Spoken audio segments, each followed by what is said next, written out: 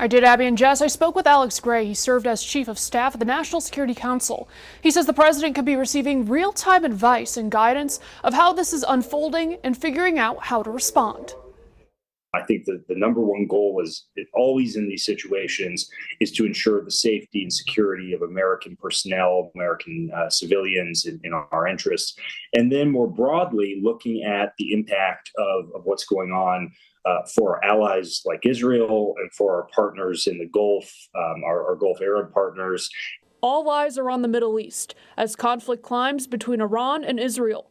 Israel Defense Forces confirming on social media Iran launched close to 100 rockets toward Israel. The president is an extraordinarily cool and collected leader under this type of enormous pressure where, and I think it's important that Americans and Oklahomans understand, in our system, it's the president of the United States who ultimately makes these calls. Alex Gray knows this firsthand, having worked with President Trump as chief of staff at the National Security Council.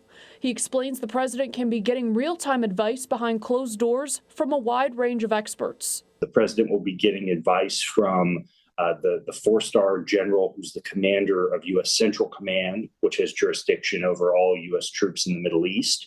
The president will be getting advice from his intelligence community, so the director of the CIA, John Ratcliffe, and the director of national intelligence, Tulsi Gabbard. And of course, she has authority over all U.S. intelligence agencies. I asked him the question on all of our minds. Are we watching a war unfold? And is Israel fighting two opponents, Hamas and Iran? I think Israel, it is a two-front war at the very minimum. It could be even, you could say it's even more than that, given some of the other threats Israel faces.